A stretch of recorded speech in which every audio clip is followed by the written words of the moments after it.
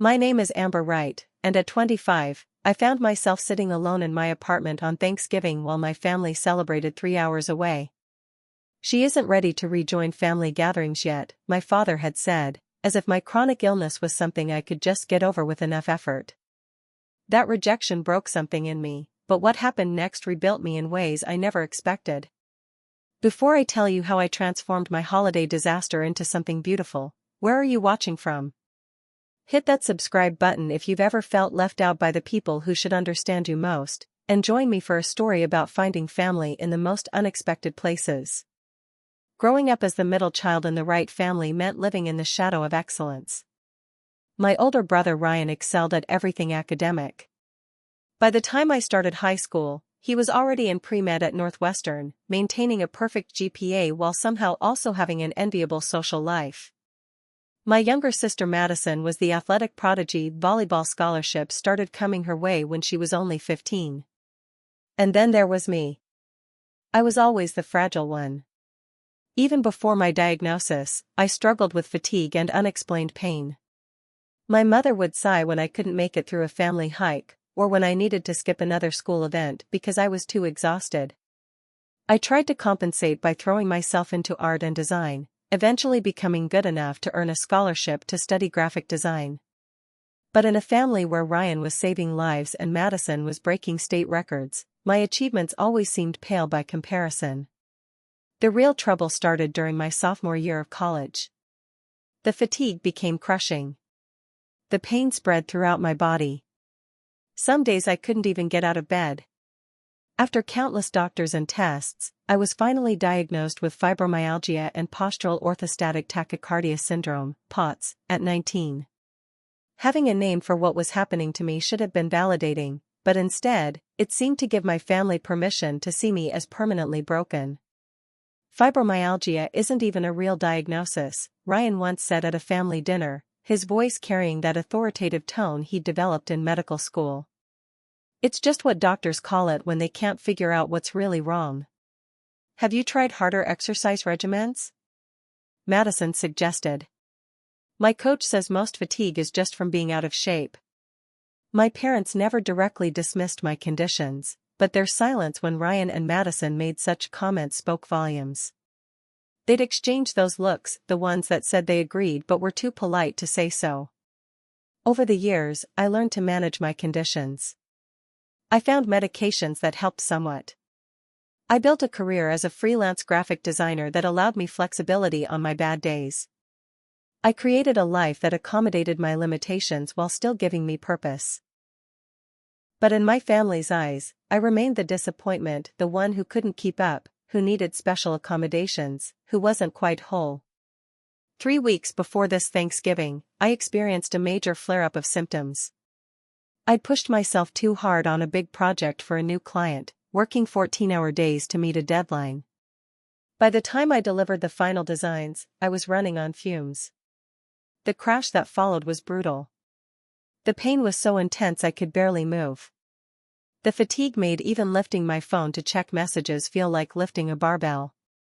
I had to cancel my plans to drive to my parents' house the weekend before Thanksgiving to help with preparations as I'd promised. My mother's disappointment through the phone was palpable.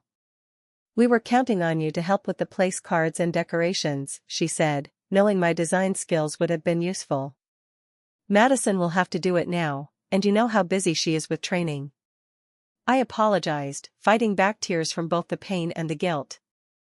I promised I'd still make it for Thanksgiving itself. I just needed a few days to recover. The call that changed everything came 3 days before Thanksgiving. I was starting to feel slightly better and was actually looking forward to the family gathering at my Aunt Judith's house. My phone rang with my mother's ringtone. "Honey, your father and I have been talking," she began, her voice carrying that careful tone she used when she knew I wouldn't like what she was about to say. "With your recent setback, we think maybe you should sit this Thanksgiving out. Just rest at home." "But I'm feeling better," I protested, panic rising in my chest. "I can make it. I want to be there. It's a 3-hour drive each way, and you know how overwhelming Aunt Judith's house gets with all the cousins and noise. We just don't think you're ready yet." I sat in stunned silence, the words ready yet echoing in my mind. As if family gatherings were something I needed to train for, like one of Madison's volleyball tournaments. What hurt even more was what I overheard before she hung up. She clearly thought she had muted the phone, but I heard her talking to my father. "She's upset," she said away from the receiver. And then my father's voice, distant but clear enough, "She'll get over it. She isn't ready to rejoin family gatherings yet. We can't reorganize everything around her limitations." After the call ended, I sat in my silent apartment, those words burning in my mind. I wasn't being excluded because they were concerned about my well-being. I was being excluded because I was inconvenient. Because my limitations disrupted their perfect family narrative. The next day, they all left for Aunt Judith's house. My mother texted that they'd dropped a container of turkey soup at my door in case you don't feel up to cooking. I didn't answer. The soup sat untouched in my refrigerator, a symbol of their pity that I couldn't stomach. My apartment felt cavernous in its emptiness. I'd decorated for fall with dried leaves and small pumpkins, planning to return to a festive space after Thanksgiving. Now those decorations seemed to mock me, little symbols of a holiday spirit I couldn't access. I sent a brief text saying I was fine and would call after the holiday, just so they wouldn't worry. Then I turned my phone to silent and placed its screen down on my coffee table. I couldn't bear to see the happy family photos I knew would start appearing on social media soon. Alone in my apartment, I wondered if maybe they were right. Maybe I wasn't ready. Maybe I would never be ready. Maybe the daughter and sister they wanted was someone I could never be again. Thanksgiving morning dawned cold and gray in Chicago. I woke up early, a habit from years of excited holiday preparations. For a moment, in that space between sleep and full consciousness, I forgot I was alone. I reached for my phone to check for the traditional Happy Thanksgiving family text thread, only to remember I'd turned notifications off. When I finally checked my phone, there was a single text from my mother, "Happy Thanksgiving, honey. Taking the dinner rolls out of the oven and thinking of you." A perfunctory message that took 5 seconds to send between basting the turkey and setting the table. Nothing from Ryan or Madison. I made coffee and carried it to my small balcony. The streets below were eerily quiet, most people already gathered with their families. In the apartment across the courtyard, I could see a large family setting a table, children running excitedly between rooms. The grandmother, I assumed by her silver hair, was lifting a turkey from the oven while a younger woman filmed on her phone. Back inside, I made the mistake of opening Instagram. Madison had already posted a picture of the elaborate tablescape at Aunt Judith's, captioned "So blessed to be with my amazing family today. #blessed, #family time, #Thanksgiving. All my cousins were commenting with heart emojis. Ryan's girlfriend had posted a story of him carving the turkey, looking important and doctorly in his sweater vest. And there it was, the group photo. Everyone arranged on Aunt Judith's grand staircase, spanning 4 generations from my 90-year-old grandfather down to my cousin's new baby. My mother, father, Ryan, Madison, all smiling broadly in color-coordinated outfits of burgundy and navy. The space where I would have stood was seamlessly filled by my cousins shifting closer together. No gap to mark my absence. Just a perfect family portrait where I was neither present nor missed. I scrolled through the comments. Beautiful family. Squad goals. What a gorgeous group. Not one person had asked where I was. It was as if I had been erased. My phone buzzed with a text from my mother. "Did you get my message earlier? Just checking you're okay." Before I could reply, another text came through, this one from Ryan. "Mom's worried because you didn't respond. You know how she gets. Just text her back so she'll relax. Not how are you feeling, or we miss you." Just annoyance that my silence was disrupting their perfect day. Something broke inside me.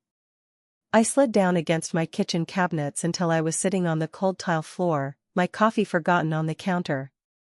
The tears came in violent, painful sobs that seemed to be torn from somewhere deep in my chest. I cried until my throat was raw and my eyes were swollen. In that moment, sitting on my kitchen floor, I felt more alone than I ever had in my life. My family was right, I wasn't ready. I wasn't ready to continue being the family disappointment. I wasn't ready to keep apologizing for taking up space with my inconvenient illness. I wasn't ready to keep begging for scraps of inclusion from people who saw me as a burden. Maybe they're right, I whispered to my empty apartment. Maybe I am too broken. The light was fading outside by the time I picked myself up off the floor.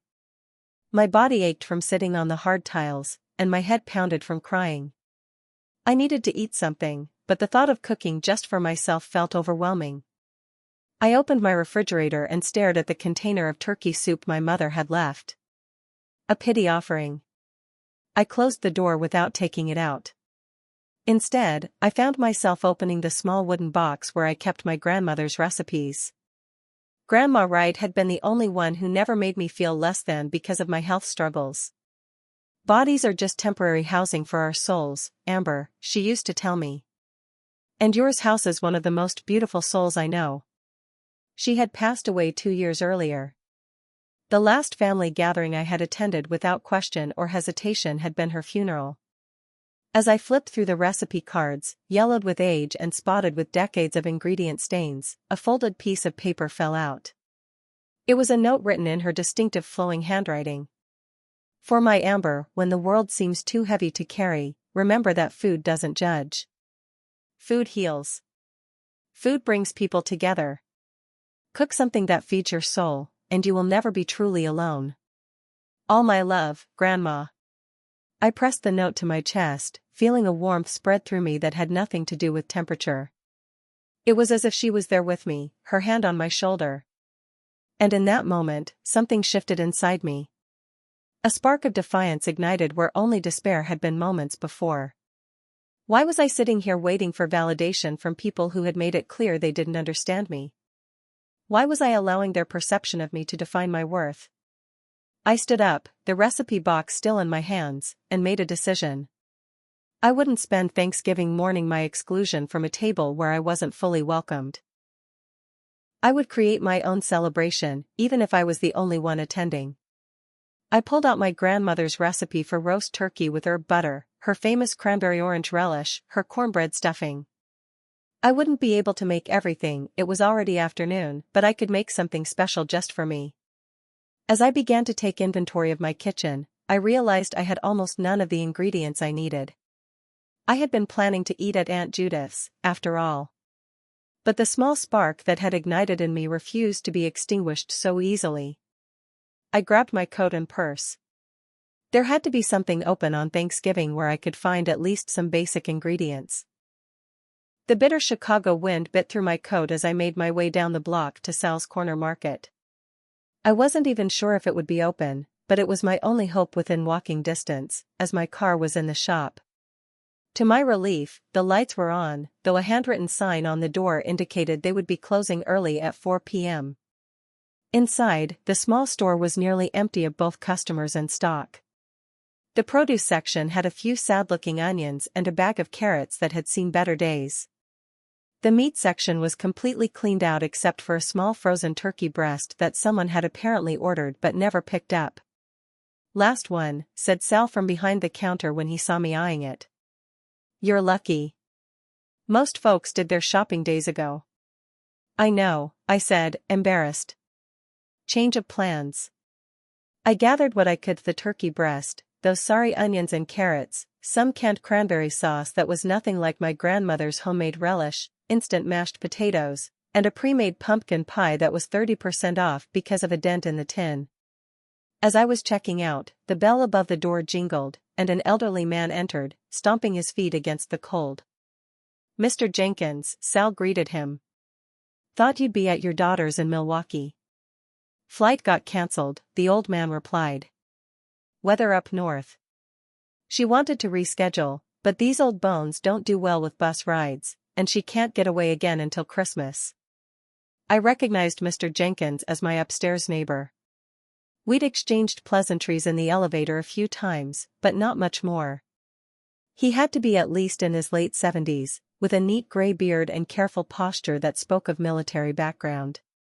He caught me looking and nodded a greeting. Miss Wright, isn't it? 3B? Amber, I confirmed, surprised he knew my name. 3B, yes. He gestured to my sad collection of Thanksgiving supplies. Cooking for one today too, I see. Something about his matter-of-fact tone, completely free of pity, made me smile. Not exactly the feast I had in mind, but it'll do. Mr. Jenkins picked up a can of soup and a small loaf of bread. Better than my plan. I was a terrible cook even when Martha was alive to supervise. Been 40 years, and I still can't make anything more complicated than toast. As Sal rang up Mr. Jenkins' meager dinner, I had a sudden thought. Mr. Jenkins, I'm trying to make a proper Thanksgiving meal, but I'm a bit short on supplies. Would you like to join me? I can't promise it'll be amazing, but it'll be better than soup. The words surprised me as much as they seemed to surprise him.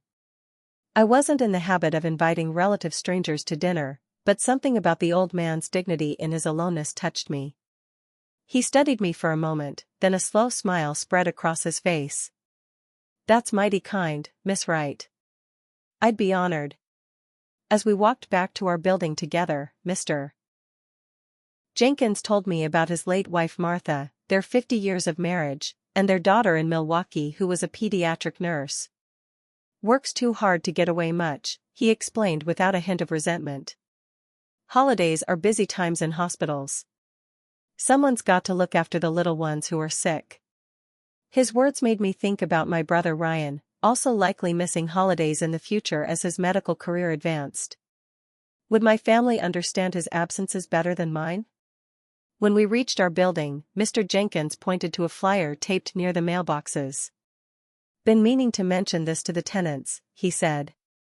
There's a low-income housing complex 2 blocks over. Lots of folks there alone for the holidays. Students, elderly, working folks who can't travel. The community center usually does something, but funding got cut this year. I read the flyer, which was requesting donations for a holiday meal program that wasn't happening after all. An idea began to form in my mind, impulsive, probably impossible, but suddenly compelling. Mr. Jenkins, I said slowly, what if we didn't just make dinner for the 2 of us? What if we made it for anyone who's alone today? He looked at me with raised eyebrows. With canned cranberry sauce and a dented pie? I laughed. No, you're right. It's a crazy idea. But as we rode the elevator up, the idea wouldn't leave me. When I got back to my apartment, I set down my groceries and opened my laptop. Before I could second-guess myself, I created a post on my local neighborhood Facebook group. Unexpected change of plans has me cooking Thanksgiving solo. But I'd rather not eat alone, and I bet some of you feel the same way. I'm making dinner at 7 p.m. in Building 1420 on Maple Street. Nothing fancy, but it's free and there will be pie. Comment below if you're interested. All welcome. My finger hovered over the post button. This was insane. I barely had enough food for 2 people, let alone more. My apartment was tiny. And what about my condition? I was already pushing myself after a recent flare-up. But something in me needed to transform this day from one of rejection to one of connection. I hit post. Within minutes, someone named Zoe commented, "Is this for real? I'm a sophomore at Chicago Art Institute and couldn't afford to fly home this year. Been eating ramen all day and trying not to feel sorry for myself." I replied that it was absolutely real and she was welcome. Then another comment appeared, "Single dad here with my 8-year-old daughter. Wife's family uninvited us after the divorce. We'd love a place to go." And another, "Just moved to Chicago for work. Don't know anyone yet. Can I bring a bottle of wine?" Within 30 minutes, the post had 20 comments.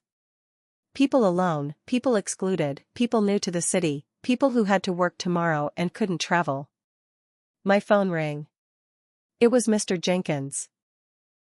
"My apartment is bigger," he said without preamble. "And I've got 2 big folding tables in storage from when Martha used to host church functions. If you're serious about this, we should use my place. 6th floor." I felt a flutter of anxiety. what had I just set in motion? But underneath that was something stronger, a sense of purpose I hadn't felt in months. "I'm serious," I told him. "But I'm going to need help. And more food." "I'll call my friend Eduardo at Taverna restaurant," Mr. Jenkins replied. "He owes me a favor. And I've got a decades-old bourbon for anyone who appreciates the good stuff." As I hung up, my phone buzzed with a text. I expected it to be from my mother, checking in again. Instead, it was from my neighbor Jessica in 2A, responding to my post. "Girl, what have you gotten yourself into? I'm a trained sous chef and I'm off today. I'll be up in 5 with my knife set and every vegetable in my fridge. We're doing this." A laugh bubbled up from somewhere deep inside me, a real laugh, the first one in weeks. I looked at my grandmother's note again. "Food brings people together," I whispered. She had been right all along. Jessica arrived exactly 5 minutes later, as promised, lugging a professional knife roll and 2 reusable grocery bags bursting with produce.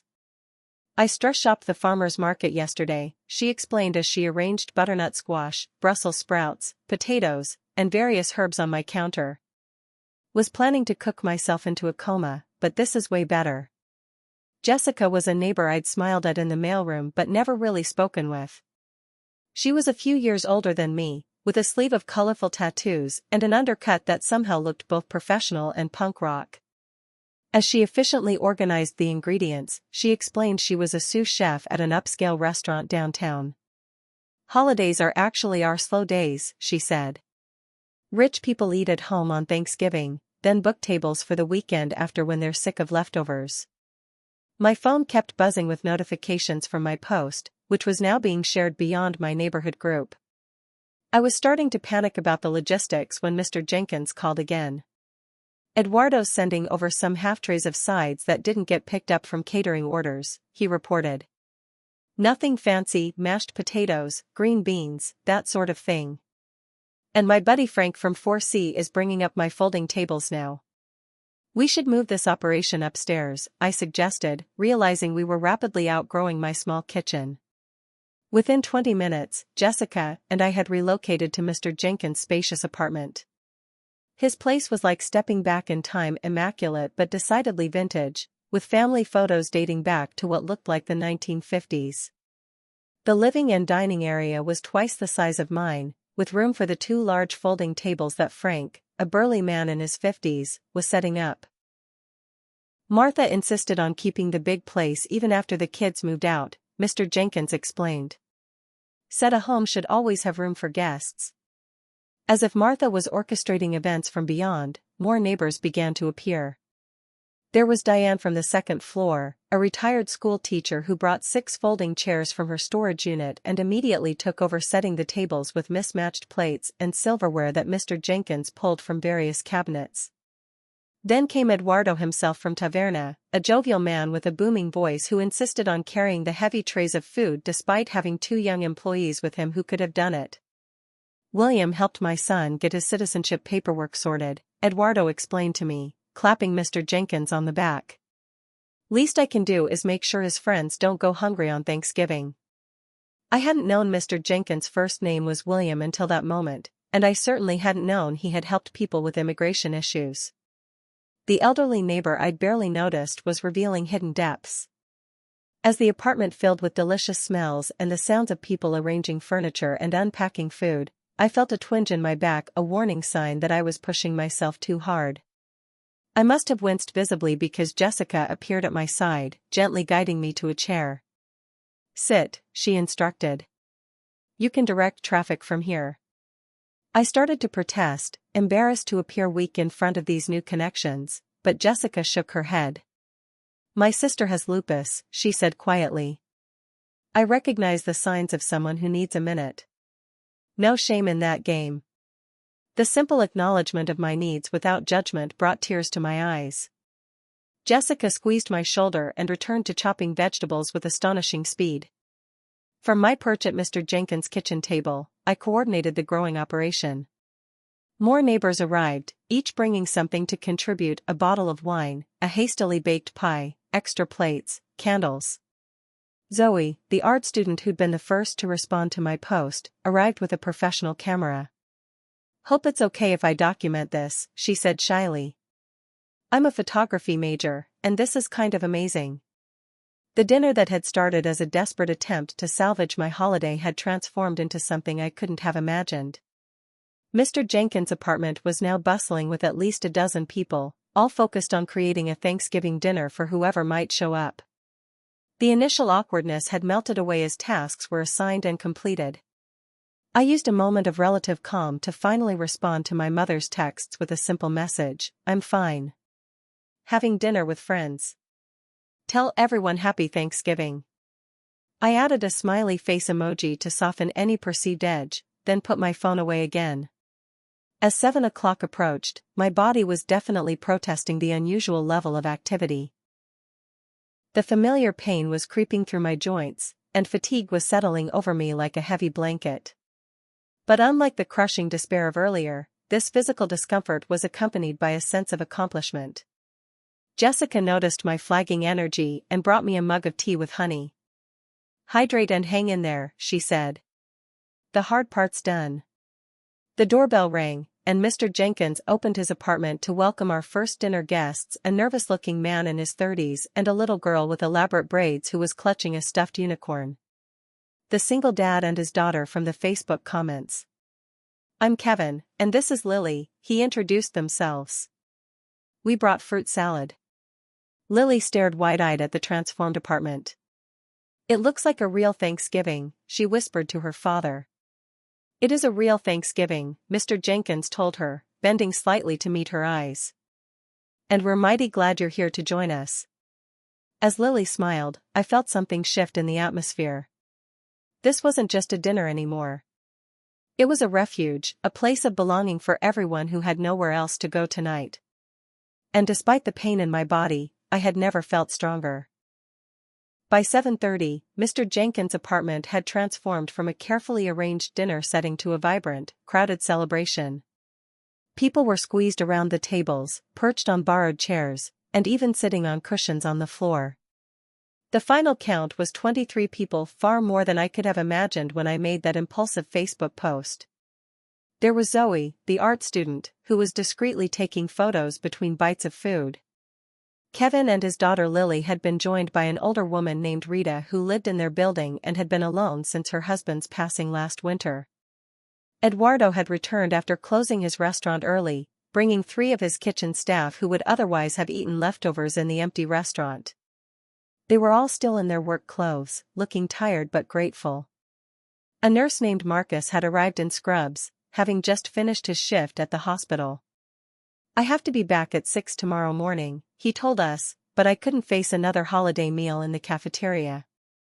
There were international students who couldn't afford to fly home, a recently divorced woman in her 50s who had been uninvited from her in-laws' traditional gathering, an elderly couple whose children had moved abroad, and several young professionals new to the city. As we all settled in with overflowing plates, the initial awkwardness of strangers sharing a meal began to fade. Mr. Jenkins stood up, glass in hand, and the room quieted.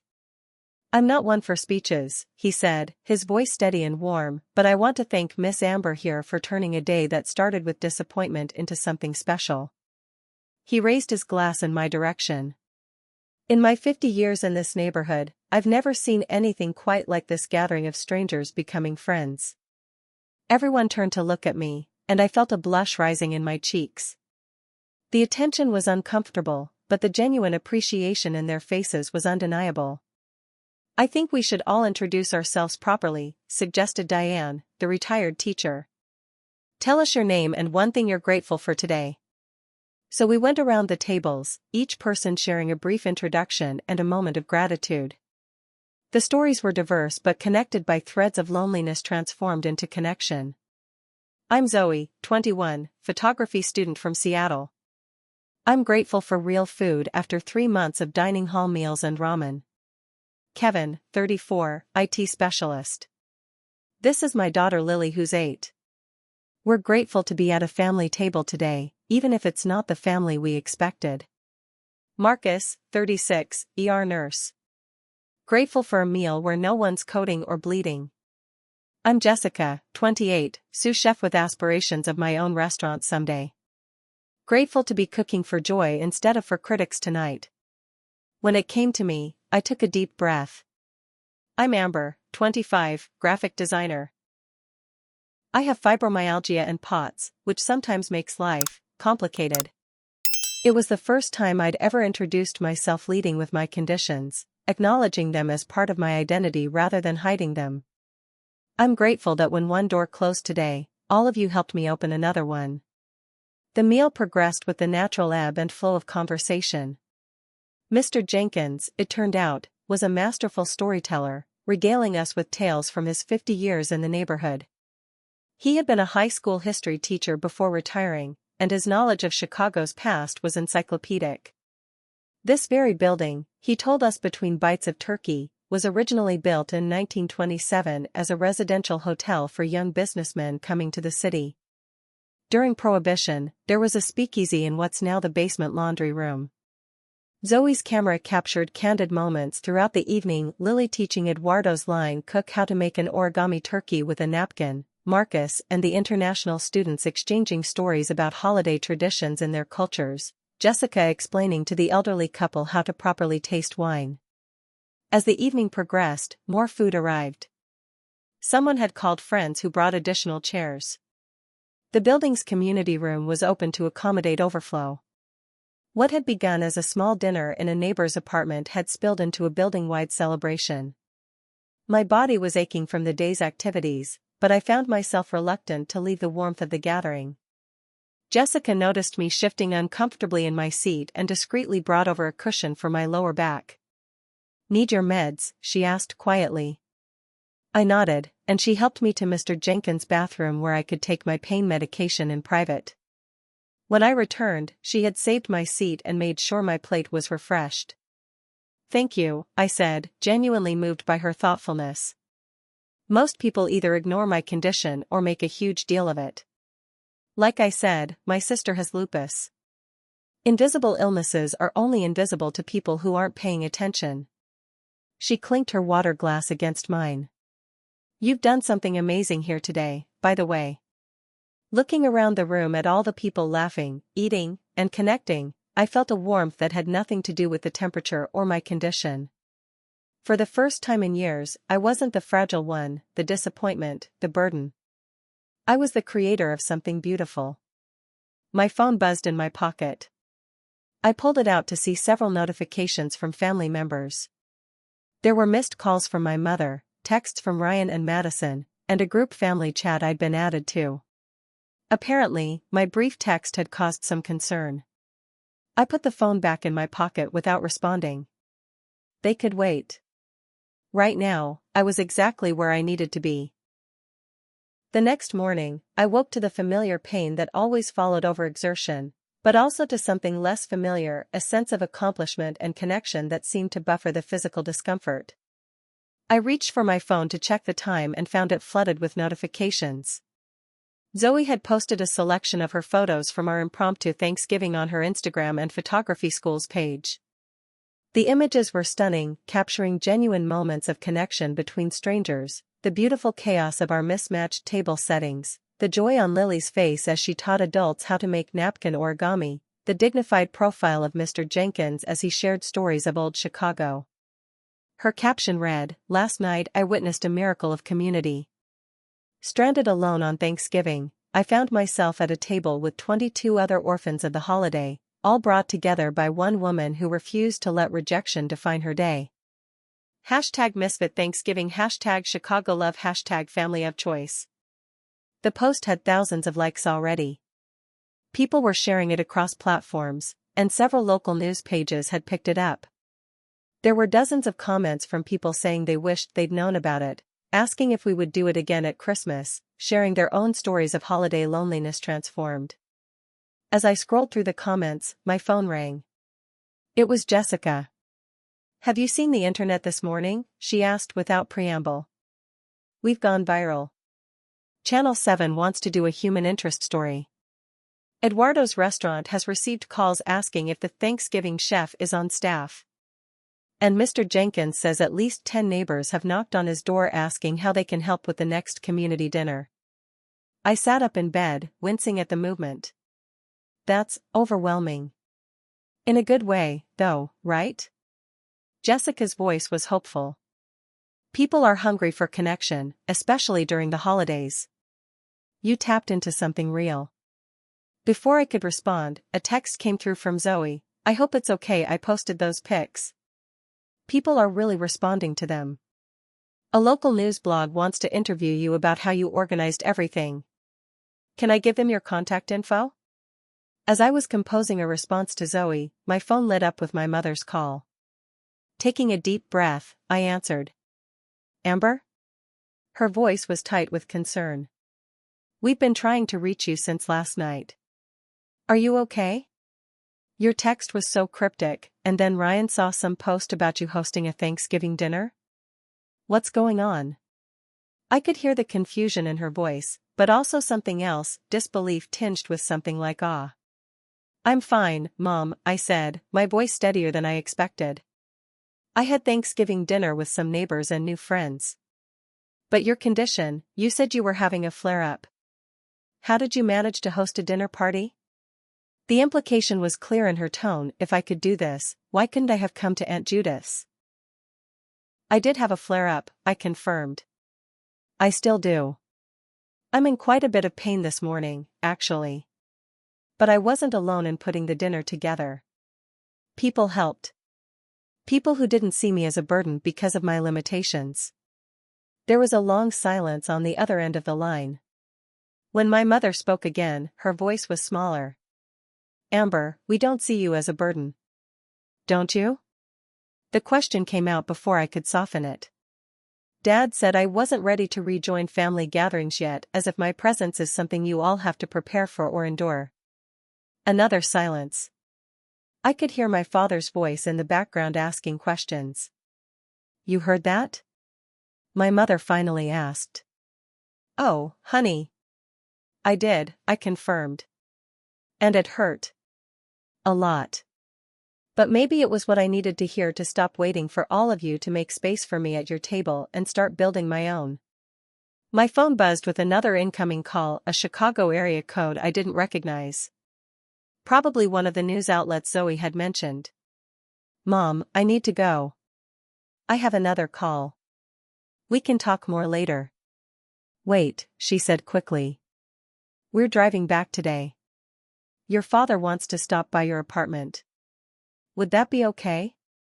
I hesitated. I have some things going on today with the people from last night. Maybe tomorrow? Of course, she said, too quickly. Whatever works for you. After hanging up, I declined the unknown call and texted Zoe that she could give my email but not my phone number to reporters. I needed to maintain some boundaries around this unexpected attention. Throughout the day, the online reaction continued to grow. Mr. Jenkins called to say that the building manager had offered the community room for a Christmas gathering, impressed by how the Thanksgiving dinner had brought residents together. By evening, I was physically exhausted but buzzing with messages, plans, and possibilities. I had spoken briefly with a local blogger, exchanged contact information with many of our dinner guests, and received countless messages from strangers touched by what we had created. I was resting on my couch when a knock came at my door. Through the peephole, I saw Mr. Jenkins holding what looked like a plate of leftovers. Thought you might be too tired to cook, he said when I let him in. Martha's sweet potato casserole, made it from her recipe yesterday. Still holds up the next day. Thank you, I said, genuinely touched. Would you like to stay for a bit? He settled into my armchair while I picked at the delicious casserole. There was a comfortable silence between us that hadn't been there before. You've stirred up quite something, he finally said. Been living in this building 30 years, and I've never known so many of my neighbors' names until yesterday. I smiled. I didn't exactly plan it that way. The best things rarely go according to plan. He adjusted his glasses thoughtfully. Your family called me. I nearly choked on a bite of sweet potato. What? How did they even get your number? Your mother spoke to the building manager, who gave her my contact information since I was hosting the dinner according to some of the online stories. He didn't seem bothered by this invasion of privacy. She wanted to know if you were really okay. I set down my fork. And what did you tell her? I told her that her daughter showed more grace, strength, and community spirit in one day than most people manage in a lifetime. His eyes, faded blue behind his glasses, held mine steadily. I told her that whatever challenges your health presents, they've clearly shaped you into someone extraordinary. Tears welled in my eyes. No one in my family had ever spoken about my condition as anything but a deficit, something that diminished rather than shaped me. Why do families do that? I asked quietly. Why is it so hard for them to see us as we are instead of who they think we should be? Mr. Jenkins sighed, the sound carrying decades of lived experience. Families have the oldest pictures of us in their minds. They remember who we were before illness, before changes, before growth. Sometimes they get so attached to those pictures that they can't see the person standing right in front of them. He patted my hand gently. But that doesn't mean they can't learn to see clearly again. Sometimes they just need their vision adjusted. After he left, I sat with his words for a long time. My phone buzzed with a text from my mother. Dad and I will come by tomorrow at 11 if that works for you. Ryan and Madison want to come too. We all want to hear about your Thanksgiving. I typed back a simple okay, then set my phone aside. Whatever tomorrow's conversation held, I would face it as this new version of myself, the woman who had transformed rejection into connection, who had built her own table when she was excluded from another. The woman who had found strength not despite her limitations, but alongside them.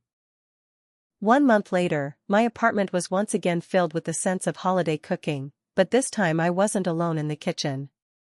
Jessica moved efficiently around me, chopping vegetables while I stirred a pot of mulled cider. My dining table had been expanded with a folding table borrowed from Mr. Jenkins, and mismatched chairs lined both sides. They should be here any minute, I said, checking the time. Are you sure you don't mind staying? Jessica shook her head. Are you kidding? I wouldn't miss this for anything. Besides, someone needs to run interference if things get tense. The misfit Thanksgiving, as it had come to be known, had evolved into something none of us could have predicted. The local news coverage had sparked conversations about holiday loneliness and community building. Eduardo's restaurant had started a community table program for solo diners. The building manager had established a monthly resident dinner in the community room, with Mr. Jenkins as the unofficial host. And I had found myself at the center of a new kind of family, one formed by choice rather than blood. The knock at the door signaled the arrival of my parents, Ryan and Madison. The conversation the day after Thanksgiving had been difficult but necessary.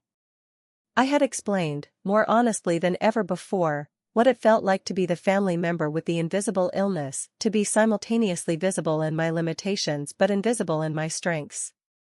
My mother had cried, my father had grown quiet in that way that meant he was truly listening, and Ryan had asked questions that showed he was finally trying to understand rather than diagnose. Madison had been the most surprising, admitting that she had always envied my creativity and resilience, even while she failed to understand my health struggles. None of us had pretended that one conversation could undo years of misunderstanding, but it was a beginning. When I invited them to join my chosen family for a Christmas gathering, they had accepted with a humility that was new for the right family. As I opened the door, I saw the nervous anticipation on their faces. My mother was clutching a casserole dish like a shield. "Welcome," I said, stepping back to let them in. "I'm so glad you could make it." The apartment was already half full. Mr. Jenkins was in animated conversation with Kevin and Lily, who had become regular visitors to his apartment for history lessons and chess games.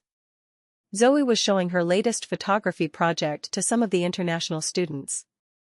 Eduardo had sent 2 types of dessert with his apologies that he couldn't attend himself. My mother set her casserole on the designated food table. "This is your grandmother's green bean recipe," she said quietly. I thought it would be nice to have her here somehow. The gesture touched me deeply. She is here, I said, thinking of the note that had started it all. She's the one who taught me that food brings people together. Over the next hour, the two halves of my life, family of origin and family of choice, began to tentatively merge. Ryan found himself in a deep conversation with Marcus about hospital administration. Madison and Zoe discovered a mutual interest in women's sports photography. My father, initially stiff and formal, was eventually drawn into Mr. Jenkins' orbit of storytelling and history. My mother found me in the kitchen as I was setting out dessert plates. "This is remarkable, Amber," she said, her voice carrying genuine admiration. "All these people from such different backgrounds, coming together like this." "That's what happens when you make room at the table for everyone," I replied, without the edge that would have been present a month ago. She nodded, understanding the gentle reminder. "I've been reading about fibromyalgia and POTS," she said. "Trying to understand better what you're going through. That means a lot to me." "Ryan has been too," she added. "He had a patient recently with similar symptoms, and he said it changed how he approached her care, knowing about you." This surprised me. Ryan had always been the most dismissive of my conditions. "Really?" He asked for resources to share with some of his colleagues. Said there was a lot of misunderstanding in the medical community about invisible illnesses. She hesitated. "And Madison has a teammate who's been having symptoms," she asked if you might be willing to talk with her. I set down the stack of plates, turning to face my mother fully. "Of course I would." She reached out and tucked a strand of hair behind my ear, a gesture from my childhood. "I'm sorry we made you feel like you had to be different to be valuable to us. Your father and we didn't know how to help you, so we tried to push you to push yourself. We thought we were being supportive." "I know," I said, because after a month of reflection, I did understand their misguided intentions. But sometimes support looks like making space for someone exactly as they are, not as you wish they could be. From the living room, I heard laughter as Lily apparently said something hilarious. The sound pulled us back to the present moment, to the gathering that was unfolding beautifully around us. As we rejoined the group, I caught Mr. Jenkins' eye across the room. He raised his glass slightly in my direction, a gesture that said more than words could. Later, as people were finishing dessert, Jessica clinked her glass for attention. "I think our hostess should say a few words," she announced. All eyes turned to me, but this time, I didn't feel the discomfort I had at Thanksgiving. These were people who saw me, all of me, including my illness, including my strength. When I started that Facebook post on Thanksgiving, I was in a place of real pain, not just physical, but emotional. I felt excluded, misunderstood, and very alone.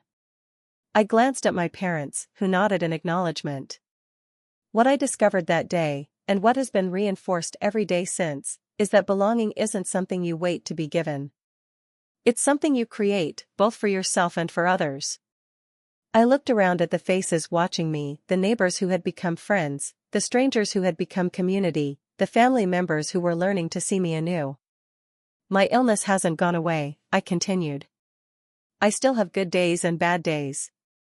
But what has changed is that I no longer see it as something that makes me less than. It's simply part of who I am, alongside all my other parts. And I found people who understand that wholeness doesn't mean perfection. I raised my glass. So here's to making room at the table, for everyone, exactly as they are. And to the families we're born into and the ones we create along the way. As conversations resumed and the evening continued, I found a quiet moment to check my phone. I had received an email from a woman who had seen the news story about our Thanksgiving. She too had fibromyalgia and had spent years feeling isolated by her condition. She had started a blog inspired by our gathering, connecting people with invisible illnesses who wanted to build community.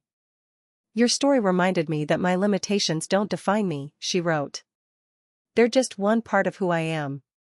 Thank you for showing that vulnerability can be a source of connection rather than isolation."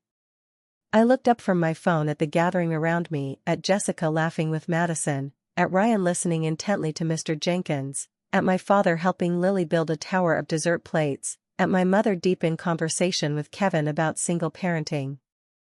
The journey from that lonely Thanksgiving morning to this moment hadn't been easy. My body still ached from the day's activities, and navigating the new dynamics with my family would take ongoing effort from all sides. But something fundamental had shifted, both within me and around me.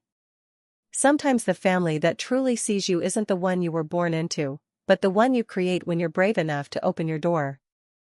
The illness that my family saw as my greatest weakness became the bridge to my greatest strength. And in that moment, surrounded by the beautiful tapestry of connection that had formed from one act of defiance against loneliness, I felt truly, completely whole. Have you ever had to create your own sense of belonging when you felt excluded? I'd love to hear your stories in the comments below. And if this resonated with you, please hit that subscribe button and share with anyone who might need to be reminded that rejection can sometimes be a redirection to something beautiful. Thank you for spending this time with me today, and remember, there's always room at the table for one more.